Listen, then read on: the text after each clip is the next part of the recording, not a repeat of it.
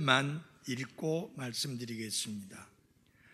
소돔에 거하던 아브람의 조카 롯과 그의 재물도 취한 뒤 떠나갔더라. 한 절만 보았습니다. 신약성경 히브리서 12장입니다.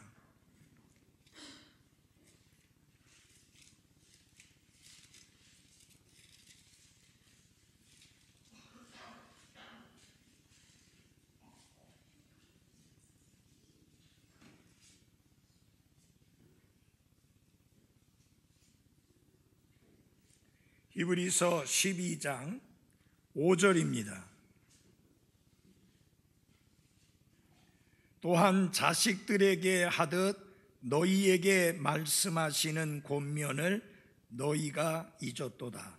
이르시되 내 아들아 너는 주의 징계를 멸시하지 말며 그분께 책망받을 때에 낙심하지 말라. 주께서 사랑하는 자를 친히 징계하시고 자신이 받아들이는 아들마다 채찍질 하시느니라 하셨느니라. 너희가 징계를 견디어내면 하나님께서 아들들을 대우하듯 너희를 대우하시나니 아버지가 징계하지 않는 자가 무슨 아들이냐. 모든 사람이 징계를 받음으로 너희에게 징계가 없으면 너희가 사생하여 아들이 아니니라. 여기까지 말씀을 보았습니다. 앉아주시기 바랍니다.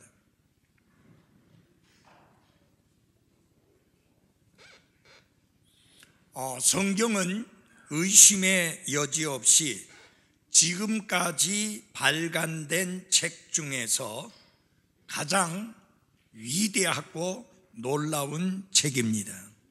문학적인 가치로 보더라도 뛰어나고 역사적으로 보더라도 뛰어날 뿐만 아니라 과학적으로도 결코 뒤지지 않는 가장 뛰어나고 또한 가장 심오한 책이 성경, 하나님의 말씀이 기록된 책입니다. 성경은 오늘날까지 가장 많이 팔린 책으로서의 자리를 굳게 지키고 있습니다. 특별히 성경에 보면 여러 가지 이야기들이 나오고 있습니다. 그 이야기들을 주의 깊게 살펴보면 위대한 영적인 진리를 보여주고 있음을 우리가 쉽게 알게 됩니다.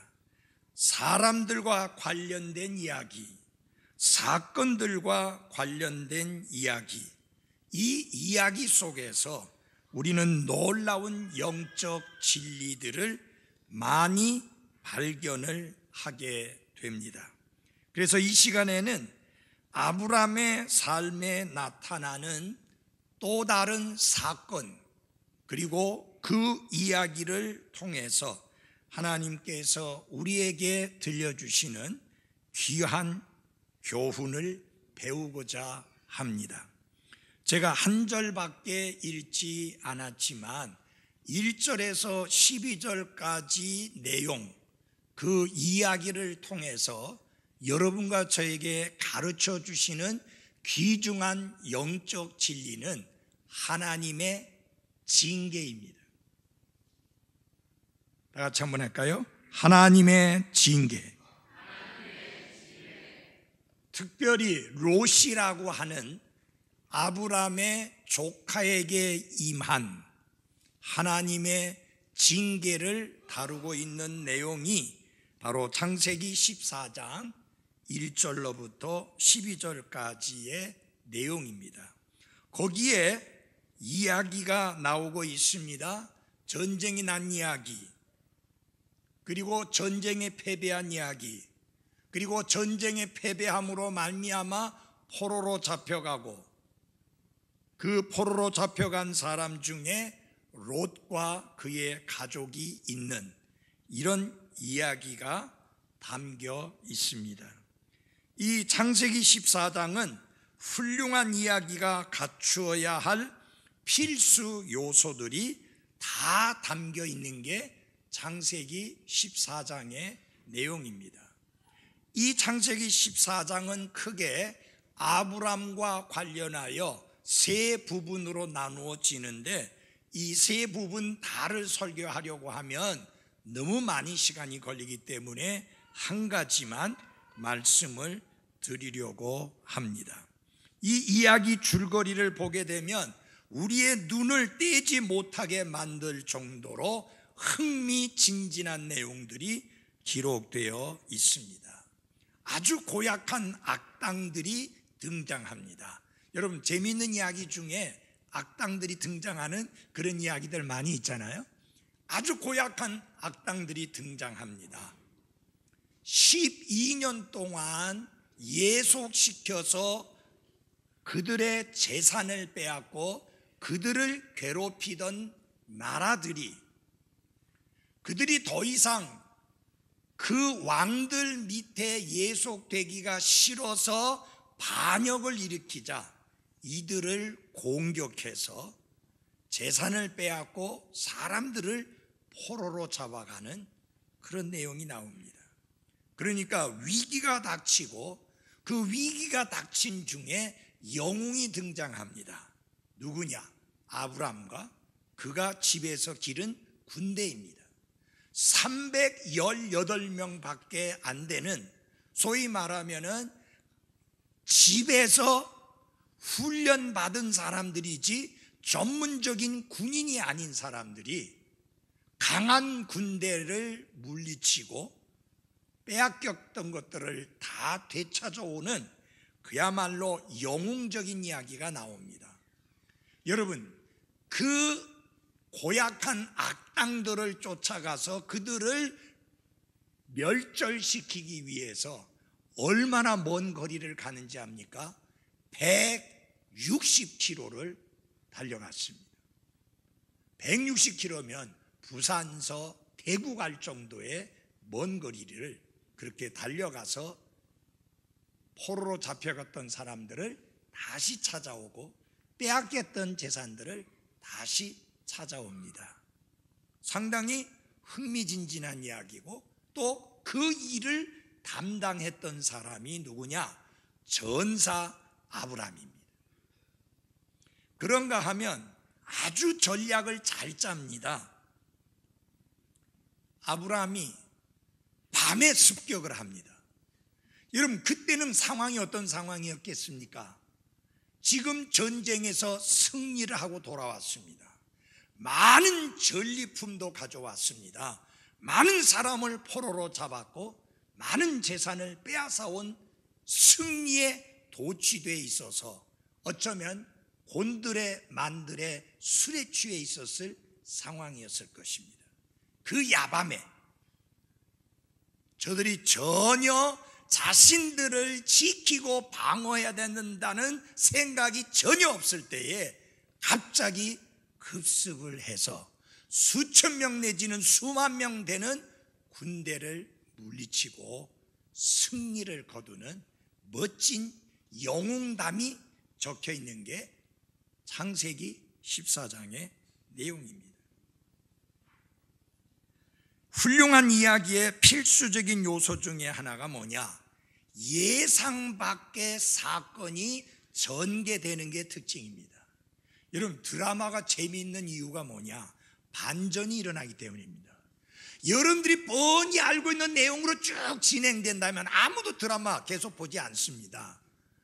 다음에는 어떻게 반전이 일어나서 이야기가 확 바뀌어질지 궁금해할 때 다 끝내잖아요. 그래서 다음번을 기다리게 만들잖아요. 그 다음에 여러분, 등장인물이 굉장히 중요합니다. 여러 왕들이 등장합니다. 근데 사실은 그들은 주인공이 아닙니다. 시골에서 조용히 지내고 있던 한 사람, 아브람이라는 사람이 주인공이 됩니다. 그래서 완전한 반전이 일어나서 모든 게 확 바뀌는 상황이 창세기 14장에 기록되어 있습니다. 이거 왜 이런 이야기를 장황하게 이야기를 하느냐? 이런 이야기 속에 하나님이 어떻게 자신의 구원 계획을 이루어 가시고, 어떻게 하나님께서 하나님의 사람들을 들어서 쓰시고, 어떻게 하나님께서 도저히 승리를 가늠할 수 없는, 상상도 할 수 없는 상황 속에 승리를 안겨주시는가, 그분의 이야기를 여러분들에게 말씀드리기 위해서입니다. 지금 내가 말씀드릴 이런 모든 내용 속에서 여러분은 누구 이야기를 찾아야 되느냐? 하나님의 이야기, 그분의 이야기를 찾아야 합니다. 왜냐하면 역사라는 것은 그분의 이야기이기 때문인 것입니다. 여기 창세기 14장에 보면은 아브람이 세 가지 역할을 하는 모습으로 나타납니다. 첫 번째 나타나는 그의 역할은 진짜 납득이 안 돼요. 왜냐하면 그냥 관망만 하는 구경꾼의 역할을 합니다. 지금 전쟁이 일어났는데 아브라함은 구경만 합니다. 전혀 관여하지 않습니다. 그게 12절까지의 내용입니다. 그런데 13절에 보면은 아브라함에게 반전이 일어납니다. 열을 탁 받습니다. 이대로 있어서는 안 되겠다고 하는 변화가 일어납니다. 왜 그랬을까요? 조카 롯이 잡혀갔다는 거예요. 여러분, 다 같이 창세기 14장을 열어주십시오. 14장 13절, 14절입니다. 아브라함이 자기 형제가 포로가 되었다는 것을 듣고 자기 집에서 태어난 훈련을 받은 318명을 무장시켜 단까지 그들을 쫓아가서 소식을 들었습니다. 그의 조카가 잡혀갔다는, 포로가 돼서 끌려갔다는, 그의 가족들이 다 끌려갔고 모든 재산을 빼앗겼다는 그 이야기를 듣자 관망만 하던 아브라함의 모습이 어떤 모습으로 바뀌어지는가? 전투하는 전사의 모습으로 바뀌어집니다. 여러분, 아브라함에게 갑자기 밤에 급습을 해서 그들을 괴멸시키도록 그 놀라운 지혜와 전략을 가르쳐 주신 분이 누구겠습니까? 아브라함 위에 더 높은 사람 없어요. 누구예요? 하나님이십니다. 하나님이 가르쳐 주셨고, 하나님이 지시하셨고, 하나님이 명령하신 대로 아브라함은 움직였고, 그 결과 승리를 맛보게 됩니다. 그렇기 때문에 아브라함은 그 승리의 영광을 자신에게 돌리지 아니하고 하나님께 돌려드립니다. 하나님께서 행하신 그분의 역사라고 하는, 그분의 이야기라는 사실을 밝히는 게 이 아브라함의 특징입니다. 자, 승리하고 돌아옵니다. 소돔과 고모라 왕이 너무 고마워서, 너무 감사해서 아브라함에게 그렇게 이야기합니다. 사람들만 내게 주고 모든 거 다 당신이 가져가라. 여러분, 소돔과 고모라 왕은 그런 말 할 자격 없어요. 지는 패배해가지고 아차하면 잡혀갈 수 있었는데 안 끌고 가길 망정이지, 왜 그러냐면 산으로 도망을 쳤거든요. 그래서 잡히진 않았어요. 여러분, 전리품이라는 것은요, 전쟁에서 이긴 사람이 마음대로 할 수 있는 게 전리품이에요. 소돔 왕이 나서서 사람들은 우리한테 다 남겨주고 전리품은 당신이 다 가져가라, 그렇게 선심 쓰듯이 말할 수 있는 자격이 없는 거예요. 그래서 아브라함은 우리가 물질의 숭배자가 아니라 사시고 참되신 하나님만 경배하는 자가 돼야 될 것을 가르쳐 줍니다. 그는 경배자로서 우리에게 그 모습을 분명하게 드러내 보여주는데, 네가 나를 부자 되게 만들었다는 이야기 듣기 싫어서 조그만 거 하나라도 취하지 않겠다. 다시 말하면 소돔과 고모라 왕이 제공하는 것은 하나도 안 가져가고 우리가 왔다 갔다 하면서 전투를 치르면서 들어간 비용, 그건 네가 내야 될 거 아니냐, 그것만 가져가겠다. 무슨 말이에요? 나는 사시고 참되신 하나님만 경배하는 자요, 물질의 숭배자가 되지 않겠다고 하는 그의 분명한 믿음과 소신을 확실하게 밝힙니다. 그래서 우리는 아브라함의 모습을 통해서 귀한 교훈들을 배우게 되는데, 그 첫 번째 관망자의 모습을 통해서 우리가 배울 수 있는 것은 뭐냐면, 거기에 롯이 개입되면서 롯에게 하나님이 손을 대셔서 그가 끔찍하게 두려운 징계를 받는 것을 보여주고 있습니다. 그 내용을 여러분들에게 말씀을 드리고자 합니다. 성경에 기록된 제1차 세계대전의 기록이 14장 1절과 2절에 기록되어 있습니다. 여러분, 세계 1차 대전은 1900년도 초반에 일어난 사건이 아니고 바로 여기에 세계대전이 일어납니다. 여러분, 세계대전이라고 해서 전 세계에 있는 모든 나라가 달려들어서 싸워야 되지만 세계대전 아닙니다. 실제로 제1차 세계대전 일어났을 때 거기에 참여한 나라가 그렇게 많지는 않았어요. 독일하고 그 다음에 연합국 몇 개 나라가 싸운 것이지, 우리나라도 가서 싸우고 일본도 가서 싸우고 뭐 중국도 가서 싸우고 전 세계 나라들이 달려붙어서 싸운 게 아니에요. 그러니까 세계 제1차 대전은 그때 일어난 게 아니라 바로 창세기 14장에 일어났다. 한번 보십시오. 14장 1절 2절입니다. 시날 왕 아무라벨과 엘라살 왕 아리옥과 엘람 왕 그돌라오멜과 민족들의 왕 디달의 시대에, 지금 왕이 몇 명 나옵니까? 얼른 보셨어요? 몇 개국이 나와요? 4개국이 나옵니다. 이들이 소돔 왕 베라와 고모라 왕 비르사와 아드마 왕 시납과 스보임 왕 세메벨과 벨라 곧 소알 왕과 싸우더라. 몇 개국이 나옵니까? 5개국 5명의 왕이 나옵니다. 여러분, 그러니까 이게 무슨 말이냐? 9개의 나라가 전쟁을 치르고 있으니까 세계대전 맞잖아요. 맞아요? 여러분, 처음에 독일이 전쟁을 일으켜서 싸울 때 9개국도 안 됐어요. 근데 이 오래전에 9개국이 개입이 돼서 전투를 벌이는, 전쟁을 벌이는 그런 상황이 여기에 기록되어 있으니까 제1차 세계대전 맞잖아요. 이것은 성경에 언급되고 있는 최초의 전쟁에 관한 기록으로 5 왕의 연합군과 4 왕의 연합군과의 전쟁에 관한 기록입니다. 근데 왜 이런 내용이 여기 성경에 기록이 되었느냐?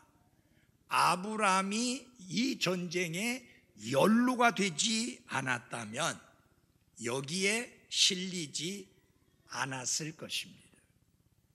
아브라함이 이 전쟁에 연루가 됐기 때문에 하나님은 성경 기록 가운데 기록해 놓으셨습니다.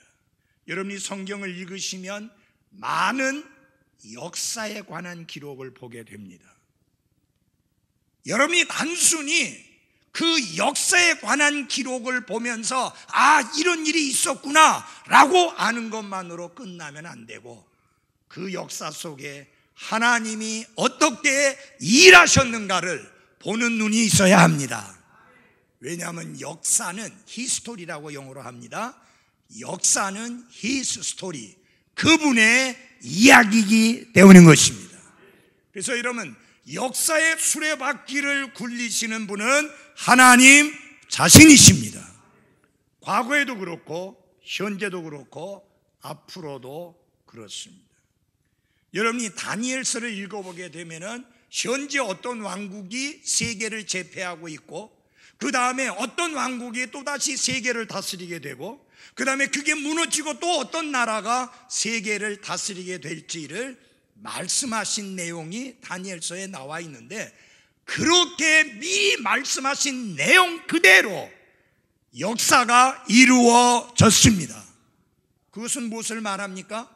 역사의 수레바퀴를 굴리시는 분은 역대의 왕들이 아니라 하나님이시다 하는 것을 보여주고 있습니다. 특별히 여러분이 다니엘서를 보게 되면은 당시의 바벨론 제국은 세계 최강의 나라로서 그 나라가 무너질 것이라고 하는 것을 상상도 할 수 없을 때에 하나님은 그 제국이 무너지고 다른 나라가 서게 될 것을 다니엘에게 말씀하셨습니다. 여러분 잘 보세요. 그게 쭉 이야기 내용을 보게 되면은 심지어 로마 시대까지 거슬러 내려오면서 말씀하십니다. 그때부터 로마 시대까지는 상당히 오랜 시간의 기간을 갖고 있는데 하나님이 다니엘에게 그 말씀을 하셨고 말씀하신 그대로 정확하게 이루어졌습니다. 그러니까 역사는 누구의 이야기냐? 그분의 이야기, 하나님의 이야기인 것입니다. 그래서 우리는 성경 읽을 때 역사에 주의해야 됩니다. 왜? 하나님의 하신 일을 기록해 놓은 게 역사이기 때문입니다. 그래서 성경에 기록된 역사는 하나님이 자신의 구원 계획을 어떻게 이행하셨는지를 이해하도록 돕는 데 있어서 많이 도움이 된다고 하는 사실입니다. 성경에 나타난 역사는 많은 영적 진리를 내다볼 수 있게 하는 창문의 역할을 한다라고 하는 것을 아셔야 합니다. 사건과 역사의 기록에 우리는 주의할 필요가 있습니다. 여러분 제일 처음에 나오는 사건의 기록이 뭐예요? 성경에 하나님이 하늘과 땅을 창조하셨다는 사건입니다. 맞아요? 그거 여러분 주의해서 보셔야 됩니다. 세계가 어떻게 존재하게 되었느냐?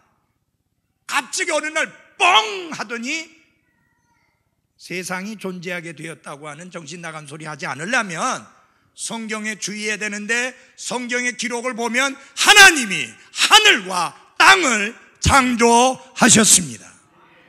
닭이 뭔지냐 달걀이 뭔지냐 하는 시잘데없는 소리 떠들 필요 없는 게 하나님이 닭을 창조하셨습니다. 그리고 그 닭에서 달걀이 태어나게 하셨습니다. 지구의 역사가 몇십억 년이 됐다고 하는 터무니없는 이야기들 신경 쓰지 마시고, 지구의 역사는 6,000년이 그렇게 넘지 않은 짧은 역사를 가지고 있는 게 지구입니다. 이러고 어떻게 알 수 있느냐? 하나님의 말씀이 다 기록하고 있기 때문에 그렇습니다. 그래서 단순히 어떤 사건들 또 역사적 기록, 그것을 그 역사적 기록과 사건 그 자체만으로 보고 끝나시면 안 되고, 거기에서 하나님의 손길을 보셔야 되고, 거기에서 하나님이 어떻게 역사하셨는가를 보셔야만 하는 것입니다. 성경은 역사를 기록하고 있지만 역사책은 아닙니다. 성경은 과학적인 사실을 기억하고 있지만 과학책은 아닙니다. 성경은 어떤 면에서 보든지 문학적으로 뛰어난 책인 게 맞지만 문학책은 아닙니다. 성경은 하나님의 살아있는 생명의 말씀의 기록의 책입니다. 그래서 이 말씀을 통해서 뭘 접해야 되느냐? 생명을 접해야 됩니다. 누구의 생명? 하나님의 생명. 하나님이 어떻게 역사하시는가? 하나님이 어떻게 일하셨는가? 그것을 볼 수 있어야 되는 게 역사에 접근하는 우리의 자세요, 우리의 태도이어야만 합니다. 창세기 14장에 나타나는 이 사건, 롯이 포로로 잡혀가는 이 사건과 아브라함이 롯과 헤어진 사건 사이에 얼마의 많은 시간이 흘렀는지는 정확히 알 수는 없습니다. 분명한 것은 어느 정도 긴 시간이 흘렀다는 것을 알 수 있는 게, 왜냐하면 아브라함이 자기 집에서 태어난 종들을 훈련시켜서 그들을 군대와 같이 만들었다면 어느 정도 세월이 흘러야 되는 거 맞죠? 맞아요? 왜 갑자기 멍 때리십니까? 한번 성경 찾아보겠습니다. 창세기 14장 14절입니다. 같이 읽어볼까요? 시작. 아브라함이 자기 형제가 포로가 되었다는 것을 듣고 자기 집에서 태어나 훈련을 받은 종 318명을 무장시켜. 여러분, 이 사람들이 다른 데서 종으로 사온 자가 아니고 자기 집에서 태어나서 자라서 훈련시켜서 무장된 군인들이다. 그렇다면 어느 정도의 세월이 흘렀다는 것을 알 수가 있습니다. 무슨 말인지 이해되는가요? 무슨 말이냐? 롯과 헤어지고 나서 어느 정도의 긴 시간이 흘렀었다라고 하는 이야기입니다. 아브라함은 평화롭게 살고 있었습니다. 그런데 그달라오멜이 이끄는 동쪽의 연합군들이 여기 가나안 땅에 있는 도시 국가들을 습격을 하고 공격을 하였습니다. 여기 가나안에 있는 도시 국가들은 거기 5국가가 나옵니다. 예속이 되어 있었습니다. 그돌라오멜이 주를 이끌고 있는 그 나라들의 예속된 나라로서 독립된 국가이긴 하지만은 세금을 그들에게 바치고 소위 말하면 조공을 바치는 그런 상황 속에 있었는데 무려 12년 동안이나 그돌라오멜을 섬겨왔었습니다. 여러분, 우리나라도 일본의 압제 밑에 있을 때 했던 게 뭐예요? 독립운동이잖아요. 일본의 압제에서 벗어나려고 운동을 했잖아요. 그분들의 노고와 희생과 수고가 있었기 때문에 그게 밑거름이 되어서 1945년 비록 다른 분들의 힘에 의해서만 우리가 독립을 하게 된 겁니다. 이들은 12년 동안 그렇게 예속되어 있다가 모든 걸 이렇게 뺏기다 보니까 그들의 주장은 그겁니다. 야, 우리가 너희들 보호해준다. 대신에 조공을 바쳐. 그래서 무거운 세금을 뜯어가는 일을 계속해온 겁니다. 12년이 흐르니까 강산이 한번 변할 정도의 세월이 흘렀으니까 이제 5명의 연합국 이 왕들이 우리가 언제까지 이렇게 당하고만 있느냐, 안 되겠다. 그래서 13번째 셋째 해가 될 때에 무엇을 일으켰는가? 반역을 일으켰습니다. 그게 4절입니다. 한번 보십시오. 저들이 12해 동안 그달라오멜을 섬기다가 13째 해에 뭘 일으키매?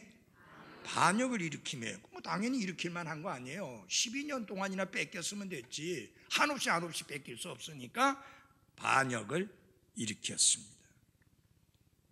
그러자 이 그돌라오멜을 중심으로 한 4개의 연합국들이 바로 치고 온 게 아니라, 그래, 반역을 해? 한번 해봐. 그리고 1년 동안은 그냥 지켜보고 있었어요. 그냥 1년 동안은 내버려 놔뒀어요, 그 반역하는 거를. 그리고 1년 지나고 난 14째 해가 됐을 때 이것들이 멈출 줄 알았더니 안 하네. 계속 반역을 하네. 이거 한번 혼쭐을 내야 되겠다. 그래서 14째 해에 공격을 하게 됩니다. 그 내용을 한번 보시겠습니다. 5절부터 보겠습니다. 5절 보면 14째 해에 그돌라오멜과 그와 함께한 왕들이 와서 아스드롯 가르나임에서 르바 족속을, 함에서 수수 족속을, 사회 기다라다미에서 엠 족속을 치고, 또 호리 족속을 그들의 산 세일에서 치고 광야 옆에 있는 엘바란까지 이르렀더라. 그렇게 말씀을 하고 있습니다. 그래서 5절부터 11절까지 그돌라오멜의 군대가 도시 국가들을 하나하나 정복해 나가는 과정을 자세하게 그려내고 있습니다. 근데 여기에서요, 굉장히 흥미로운 사실이 하나 있습니다. 그게 뭐냐? 이들이 하나하나 정복한 도시 국가 그 지역들이 하나님이 아브라함에게 주시기로 약속하신 그 약속의 땅이요 지역입니다. 하나님이 아브라함에게 주시겠다고 약속하신 그 약속의 땅을 감히 그들이 와서 치고 빼앗고 그것을 소유하게 된 것입니다.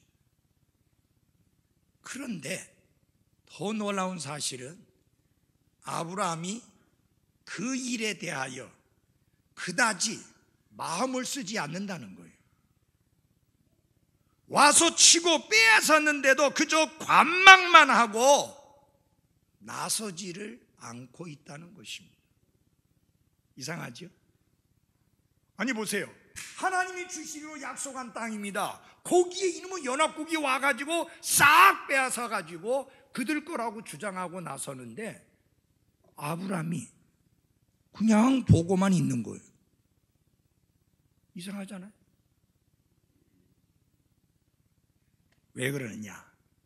우상을 숭배하는 그들이 그 땅을 자기 땅이라고 주장한들 하나님이 아브라함에게 약속하신 땅은 결국 그들이 차지하지 못하고 나와 나의 후손들에게 돌아올 것이라는 것을 확신하고 있었기 때문에 너희들 깝죽거리고 까불어봤자 조금 있으면 끝난다 라는 믿음이 있었던 거죠. 그래서 그냥 구경만 합니다. 여기서 이들이 패배하는 것을 보면 정말 어이가 없는 패배입니다. 한번 10절을 보시기 바랍니다. 시딤 골짜기에는 시딤에서 9개의 연합국이 이제 전쟁을 벌이게 되는데 진흙 구덩이가 많았으므로 소돔과 고모라의 왕들이 달아날 때에 거기 빠지고 남은 자들은 산으로 도망하며, 이 시딤 골짜기가 어디냐면요, 지금으로 말하면 염해가 있는, 사해가 있는 그곳입니다. 제가 사해를 갔다 왔습니다마는 사해가 염도가 높으면서 그 옆에 어떤 것들이 많으냐면요, 개혁성경에는 역청이에 빠졌다고 그렇게 말을 했는데 역청은 아니고 퍽퍽 빠지면 발 하나 빼내기 쉽지 않은 그런 곳이 많이 있습니다. 이때는 아직 그게 완전히 염해로 바뀌기 전이었기 때문에 그런 상황, 진흙 구덩이가 있었다는 이야기입니다. 그러면 여러분 한번 잘 보십시오. 저 5 왕의 연합군은 이 시딤 골짜기의 특징을 모르는 자들이에요. 그리고 이 소돔과 고모라 왕을 비롯한 이 5 왕들은, 이 연합군들은 지금 어디서 싸우고 있는 거냐? 자기 영역에서 싸우고 있는 거예요. 소위 말하면 홈그라운드에서 싸우고 있는 거예요. 그런데 여러분, 롯데팀이 보면은 홈그라운드에서 싸울 때 제일 잘 지더라고. 야구하는 거 보면 이 얼마나 홈그라운드니까 응원도 얼마나 세게 하고 뭐 여러 가지로 분위기도 그렇고 이게 방방 떠서 잘할 것 같은데 꼭 진다니까. 이들이 그 짠게 지금 보십시오. 저 왕들은요, 여기에 진흙구덩이가 많이 있다는 걸 모르는 왕들이에요. 그러면은 글로 싹 유인을 해가지고 몽땅 거기서 물리쳐야 되는데 오히려 지네들이 도망치다가 거기에 빠져가지고 오히려 패배하고 마는 엉뚱한 어이없는 패배를 합니다. 도대체 성경은 왜 이런 내용까지 기록하고 있을까요? 두 가지를 보여주기 위함입니다. 하나는 그들이 너무나 준비되어 있지 않은 무능한 군대라는 것을 보여주기 위함이요, 또 하나는 전쟁은 하나님께 속한 것이요, 하나님이 승리를 주셔야 승리할 수 있다는 것을 보여주시기 위함입니다. 여러분, 이 왕들이 그렇게 12년 동안 속국으로 있는 동안 하나님께 부르짖었다는 말씀이 하나도 없습니다. 그들은 하나님이 없었습니다. 하나님을 찾지도 않았고 하나님을 경배하지도 않았던 자들입니다. 그들은 자기의 군대의 힘으로 이길 수 있으리라고 생각했지만 전쟁은 하나님께 속했다는 이 귀한 진리를 깨닫지 못하고 있었던 어리석은 사람들입니다. 그래서 하나님이 그것을 가르쳐 주실 필요가 있었습니다. 전쟁은 하나님께 속했고 승리는 하나님의 손에서 나온다는 것을 가르쳐 줄 필요가 있었습니다. 여러분, 성경을 보십시오. 이스라엘이 군대가 강해서 이긴 적은 거의 없습니다. 하나님께서 그들을 위하여 싸워주심으로 말미암아 승리한 것입니다. 자, 여러분 한번 생각해 보십시오. 이스라엘이 이집트에서 나와서 하나님이 약속해 주신 가나안 땅을 향해서 가는 동안에 여러 나라들하고 싸웁니다. 중간중간에 싸우기 원했지만 싸움을 걸어오니까 부득불 싸울 수밖에 없었는데, 여러분, 그들은 군대가 없던 그런 민족입니다. 어떻게 군대가 있겠어요? 이집트에서 430년 동안 종노릇 했는데 무슨 군대가 있겠어요? 그야말로 아무 싸움도 할 줄 모르는 오합지졸만 몰려있는 게 이스라엘이에요. 그런데 이스라엘이 이깁니다. 왜 이겨요? 하나님께서 보여주시잖아요. 여호수아는 나가서 싸우고 아론과 훌은 모세의 손을 들고 있고, 그래서 모세의 손이 올라가면 이기고 내려오면 지고. 뭘 보여주는 거예요? 전쟁은 하나님께 속했고 승리를 주신 분은 하나님이시고 하나님이 저들을 위하여 싸운다는 것을 보여주시는 겁니다. 그거를 일찍부터 배웠던 게 이스라엘이에요. 여러분, 여리고 도시를 점령할 때 여리고 도시는 가나안 땅에 있는 도시 중에 제일 강한 철벽 옹성 같은 도시입니다. 그런 성이에요. 이겼어요, 졌어요? 아니, 맹해요? 이겼어요, 졌어요? 칼과 창으로 이겼어요? 그들은 칼과 창을 쓰지도 않았어요. 오히려 여리고 군사들이 자기네들끼리 찌르고 죽이고 해가지고 다 끝나고 그랬어요. 그들이 한 거라고는 뭐냐? 하나님이 명령한 대로 하루에 한 바퀴씩 돌다가, 도시 주위를 한 바퀴씩 돌다가 마지막 날에는 7번 돌면서 무기도 안 되는 항아리께 드리고 횃불 들고 소리 지르고, 그게 다예요. 칼, 창, 화살 하나도 안 썼지만 이겼어요. 누가 싸운 거예요? 하나님이 싸우신 거예요. 누가 승리를 주셨어요? 하나님이 승리를 주셨어요. 이스라엘은 이것을 너무나 잘 아는 백성들입니다. 그래서 그들의 머릿속에 새겨진 게 뭐냐? 전쟁은 하나님께 속한 것이다. 여기에 속에서 이기고 나니까 의기양양해졌잖아요. 여러분, 죄가 들어오면 하나님이 그들을 위하여 일하지 않습니다.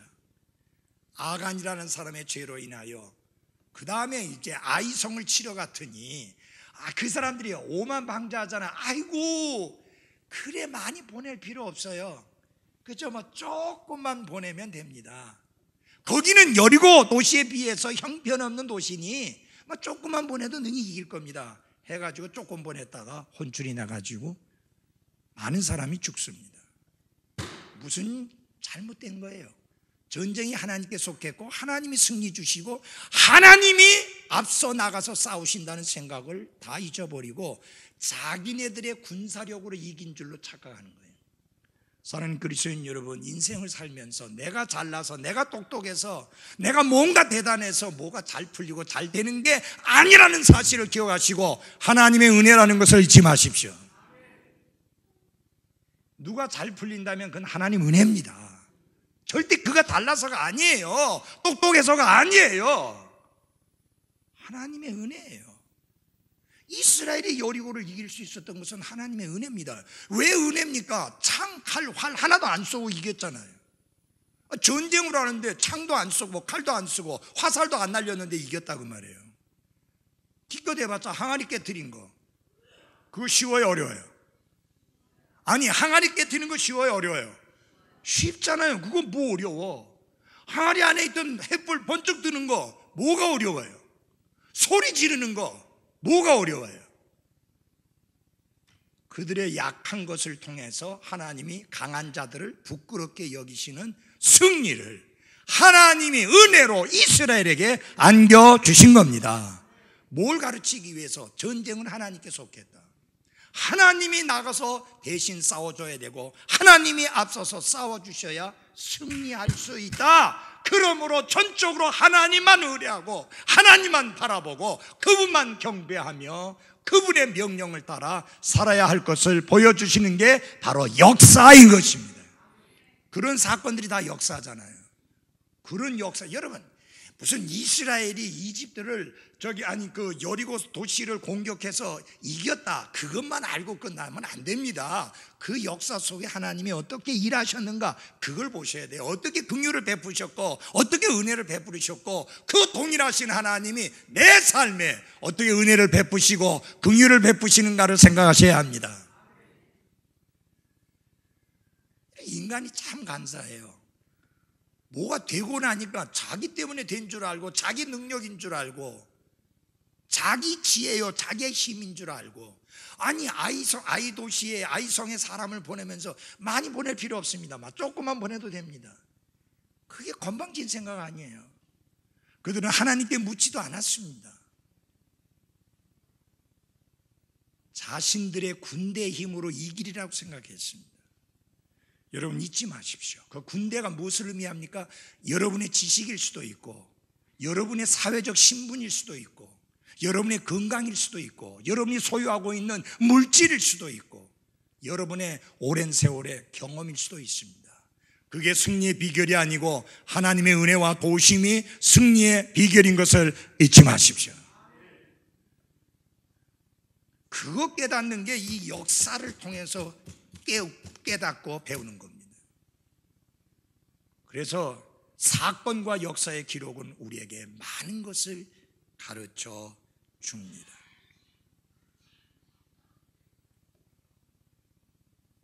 여러분, 아니 다섯 왕이 연합을 이루어서 싸웠으면 끝까지 싸워야지. 소돔과 고모라 왕은 산으로 도망쳤어요. 그들은 전략으로 매우 유리한 상황에 있었습니다. 진흙구덩이를 잘 이용했으면 적을 물리칠 수 있는 유리한 고지를 점령하고 있었는데 패배했다. 사랑하는 여러분, 모든 게 전략으로 이기는 건 아닙니다. 머리 잘 굴리면 잘 되는 거 아닙니다. 이 똑똑한 머리 의지하려고 하지 말고 어리석고 미련하게 보여도 하나님의 말씀을 의지하며 그 말씀을 따르시기 바랍니다. 여러분, 밤새 고기를 잡았습니다. 전문가 어부들이 고기잡이를 했습니다. 근데 한 마리도 못 잡았습니다. 이미 그물은 다 씻고서 말린다고 걷어나 있습니다. 근데 예수님은 그 아침에, 여러분 갈릴리 호수에서는 고기잡이를 낮에 하는 게 아니라 밤에 합니다. 밤에 해야 고기를 잡을 수 있어요. 근데 예수님이 낮인데 그물을 실으라는 거예요. 배를 띄우라는 거예요. 배 다 청소해놨고 그물 다 씻어놨는데, 그래도 참 그 베드로하고 그 옆에 일행들이 놀라운 게 툴툴거리지 아니하고 시키는 대로 다 한 거예요. 그 다음에 더 끔찍한 건 뭐냐면은 깊은 데로 가서 그물을 내려라 했습니다. 여러분, 낮에는 물고기들이 깊은 데 있지 않냐고 얕은 데 있습니다. 도대체 예수님 말씀은 뭐가 안 맞아. 그런데 여러분, 베드로의 멋진 말을 기억합니까? 우리가 밤이 맞도록 수고하였으나 한 마리도 잡지 못하였는데, 거기서 중요한 게 그겁니다. 잡긴 잡았는데 많이 못 잡았습니다. 잡긴 잡았는데 작은 거밖에 못 잡았습니다. 그게 아니라 한 마리도 못 잡았습니다. 완전한 무능력과 실패를 주님 앞에 솔직하게 고백했습니다. 여러분, 내가 낮아지면 주님이 높아집니다. 내가 낮아지면 주님이 끌어올려 높여주십니다. 그는 자존심이고 뭐고 다 버리고 주님 앞에서 나는 실패자입니다. 나는 패배자입니다. 전문가이지만 실패했습니다 라고 했을 때 하나님이 개입하셔서 역사하시게 된 겁니다. 깊은 데로 가서 그물을 내리라고 하니까 뭐라고 말합니까? 밤이 맞도록 수고하였지만 한 마리도 잡지 못하였으되 말씀에 의지하여 말씀에 따라 그물을 내리겠나이다. 그게 중요한 거예요. 뭐에 따라? 말씀에 따라. 말씀을 따라. 하나님의 말씀은 우리의 경험을 초월합니다. 하나님의 말씀은 우리의 전문 지식을 초월합니다.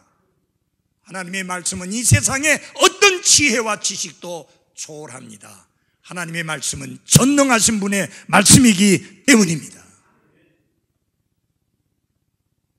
여러분, 말씀에 따라 내가 이렇게 하겠습니다, 저렇게 하겠습니다 라는 믿음이 필요합니다. 마지막 결론입니다. 이 사건을 통해서 주시는 교훈 중에 제일 핵심적인 내용이 11절, 12절에 있습니다. 다 같이 보시겠습니다. 그들이 소돔과 고모라의 모든 재물과 그들의 모든 양식을 빼앗아 자기 길로 가고 그랬습니다. 보십시오. 모든 재물을 빼앗았습니다. 그들의 모든 양식을 빼앗아서 자기 길로 가버렸다. 정말 암담한 상황이 된 거예요. 양식도 뺏겼죠. 재산도 뺏겼죠. 뭐 먹고 살아요? 어떻게 살아요? 근데 그 가운데 누가 있었느냐? 12절을 다 같이 읽겠습니다. 시작. 소돔에 거하던 아브람의 조카 롯과 그의 재물도 취한 뒤 떠나갔더라. 한마디로 말해서 아브람의 조카 롯과 그의 재물과 그의 가족 모두가 포로로 잡혀가면서 다 빼앗겼더라 라는 말입니다. 이 4개국 연합군이, 그돌레 오멜이 이끄는 이 연합군이 무슨 목적을 가지고 이 전쟁을 치렀든지 간에 하나님은 롯을 위해서 특별한 일을 생각하셨고 특별한 일을 하시게 된 겁니다. 여러분 믿지요? 하나님이 막으시면 절대로 롯이 포로로 잡혀가지 않을 수 있다는 사실. 맞아요? 그렇게 안 믿어요? 여러분, 하나님은 하시고자 하면 무슨 일이라도 하실 수 있습니다. 하나님께 어려운 게 없잖아요.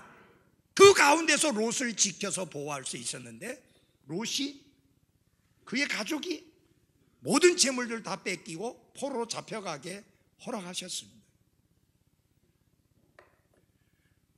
롯은 그 전에 소돔을 선택했고 소돔의 장막을 쳤고 이 포로로 잡혀가던 그 당시에는 소돔에 거하고 있었습니다. 소돔 사람이 돼버린 것이죠. 여기에 열쇠가 있습니다. 그는 분명히 사도 베드로에 의하면 의인이라고 불립니다. 구원받은 자다 그 말입니다. 거룩한 성도다 그 말입니다. 하나님의 자녀라 그 말입니다. 구별된 삶을 살아야 될 사람이었는데 그렇게 살지 않았다는 이야기입니다. 롯의 선택과 그 행위에서 롯의 품행을 추측할 수는 없지만 성경은 그가 의인이었다라고 말씀하고 있습니다. 그가 소돔을 택하고 소돔으로 옮기고 소돔에 거하는 동안에 그는 어떤 사람이 되었느냐? 아브라함은 하나님의 친구였지만 롯은 세상의 친구였습니다. 아브라함은 거룩하게 구별된 생활을 살았지만 롯은 세상과 동화되고 말았습니다. 그래서 소돔이 패배했을 때 세상과 함께 정죄함을 받게 된 것입니다. 이제 롯이 포로로 잡혀간 것은 두 가지를 의미합니다. 하나는 하나님의 징계입니다. 하나님은 사랑하시는 그의 자녀들마다 뭐 하신다? 크게요. 뭐 한다? 징계하신다. 여러분, 왜 롯에게 징계가 있습니까? 그가 하나님의 자녀이기 때문에, 그가 구원받은 자이기 때문에, 그가 의로운 자이기 때문에. 하나님의 말씀을 저버리고 육신을 따라 살게 되면 하나님의 채찍, 징계가 있다는 것을 보여줍니다. 두 번째로 중요한 것은 소돔에 살아서는 아무런 소득이 없다는 것을 깨우치고 가르쳐 주시기 위해서 사용하신 겁니다. 아브라함은 롯을 위해서 끊임없이 기도했을 겁니다. 순례자와 나그네로서 살도록. 그러나 롯은 그렇게 살지 않았고 구별된 삶을 살지 않았습니다. 나중에 여러분 보면 아시지만 롯이 다시 소돔으로 돌아갑니다. 그리고 소돔에 거합니다. 그리고 끔찍한 결과를 또 한 번 맞이합니다. 소돔에 거하는 것이 아무런 소득이 되지 못한다는 것을 철저하게 가르쳐 줬는데 또다시 그리로 돌아가는 어리석음과 미련함을 보이고 있습니다. 사랑하는 여러분, 하나님은 그분의 받으시는 자녀마다 징계하십니다. 자기 자녀들을 사랑하시고 그들에게 최선을 주고 싶으시기 때문에 징계하십니다. 롯의 삶에 임한 것은 하나님의 징계의 결과였습니다. 사랑하는 그리스도인 여러분, 우리는 의인입니다. 성도입니다. 구원받은 자입니다. 하나님의 거룩한 자녀입니다. 하나님의 거룩한 백성입니다. 우리의 삶은 분명히 불신자, 구원받지 못한 그 사람들의 삶과는 분명히 달라야 합니다. 다르지 않을 때 하나님이 간섭하셔서 다른 방법으로 정신을 차리게 하는데 굉장히 고통스러운 방법입니다. 지금 제가 마음에 두려움이 있는 사람들이 있습니다. 하나님이 손을 대실까 봐, 하나님이 징계하실까 봐 상당히 고통을 겪게 될 터인데 아직도 뺀질뺀질하게 말씀에 굴복하지 않고 아직도 교만하게, 아직도 거만하게, 아직도 건방지게 자꾸 다른 길로 새는 사람들을 보면서 정말 마음이 아픕니다. 왜 롯의 사건을 기록했습니까? 이 역사의 기록이 왜 여기 있습니까? 여러분과 저에게 교훈을 주기 위해서입니다. 이렇게 살아서는 안 된다는 것을 가르쳐 주시기 위함입니다. 오늘 이 롯과 그의 가족 그리고 소돔과 고모라 이 도시에 일어난 사건들을 보면서 하나님이 주시는 많은 여러 가지 교훈들을 얻으셨죠? 단지 역사적 사건만 알고 집에 돌아가는 거 아니죠? 핵심은 뭐냐? 징계. 누구의 징계? 하나님의 징계. 비록 하나님이 사랑하셔서 징계하는 것이지만 징계는 아픕니다. 하나님이 사랑하셔서 채찍질 하시지만 채찍질은 아픕니다. 인간의 손이 닿아도 아픈데 그 크신 하나님의 손이 닿으면 얼마나 고통스럽고 아프겠어요. 근데 하나님은 자신이 받으시는 자녀들마다 징계하고 채찍하신다고 했으니 정신 차려야 되잖아요. 여기 있는 모든 분들이 하나님의 징계를 필요로 하는 분들이 한 분도 없게 되기를 바랍니다. 기도하겠습니다.